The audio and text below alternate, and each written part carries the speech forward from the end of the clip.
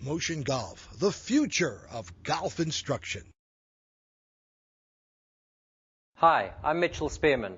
I've been a member of the British PGA for almost 30 years, and my business is golf instruction. Today I'm going to share with you a great technology called Motion Golf, and we're going to look in detail at Sergio Garcia's swing and see it like you've never seen it before. So let's take a look at Sergio Garcia's swing here. As we get to the top of the backswing, Sergio's trademark move is what we're now going to see. As he starts the downswing, we really see how he drops and lags that club way from the inside. It's a fantastic view to be able to see how he releases through the ball, stays behind it, and goes all the way through. So here we see Sergio from face on.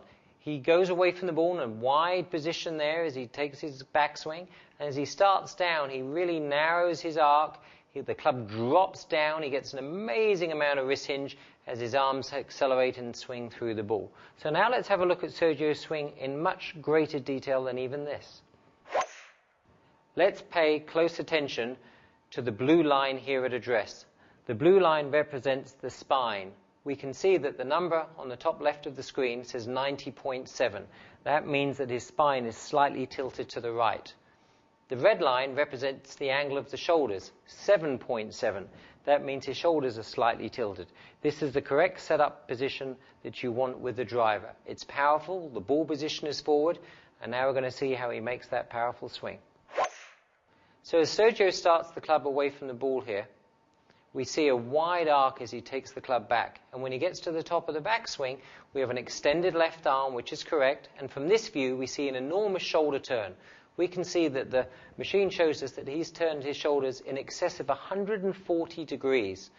That's a large amount of shoulder turn. His hips have turned 52 degrees. There's almost 100 degrees separation between his upper body and his lower body. This is a wonderful view to see his swing. The shoulders have turned, the hips have rotated, there's stability in his lower body. His spine is now actually tilted back a little bit towards himself. We see 85.3. That's quite unusual. That's because he's turned his shoulders so much, he's almost leaning back a little bit to the left.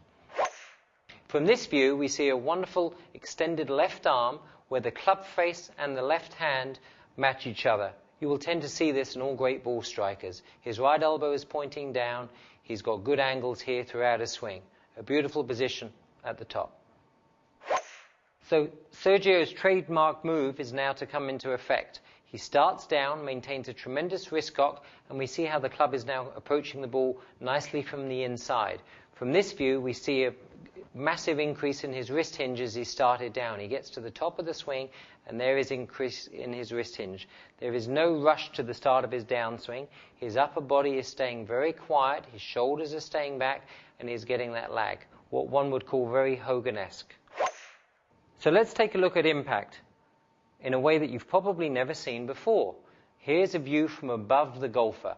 We see that as Sergio is contacting the ball, his hands are slightly ahead, his hips are opening at impact. They're actually, look at that, 55, 60 degrees open as he's hitting the ball. His shoulders are pretty square, so you can see there's a lot of separation between the upper and the lower body. What we notice when he's hitting the ball is how his hands are staying ahead of the shot. That's the strong position that he gets into. We use the term negative loft. He's actually hitting the ball with less loft on the club than there was at address. That's why he hits it so far, especially with his irons. If we take a closer view of his impact and launch conditions, we will be able to see this. What does that tell us? It's showing us the club head speed, almost 120 miles an hour.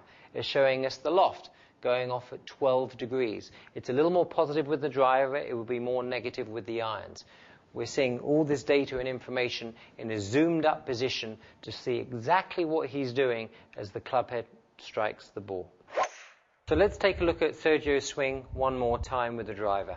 From the behind view here, we're going to be able to see the width of his arc as he goes back and down. We can see that because we're painting the green line in the backswing. As he starts down, it transfers to red, and that demonstrates a narrower arc. That's very much Sergio's trademark move.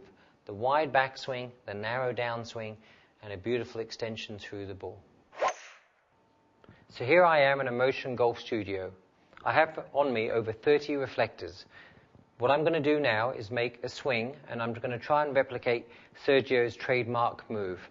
As we know, he takes the club back in a very wide position, and he comes down in a very narrow position. So what I'm going to do here is try to really replicate that same feeling. Go back, stretch my arms nice and wide as I get to the top of the swing, big shoulder turn, start down, get my wrists very narrow, swing through, and go to the through swing. Once I get the feeling, I can start to speed my swing up. So let's try and do that again. I'm going to take the club back, nice and wide, big shoulder turn, narrow it as I come down. So it goes wide and narrow.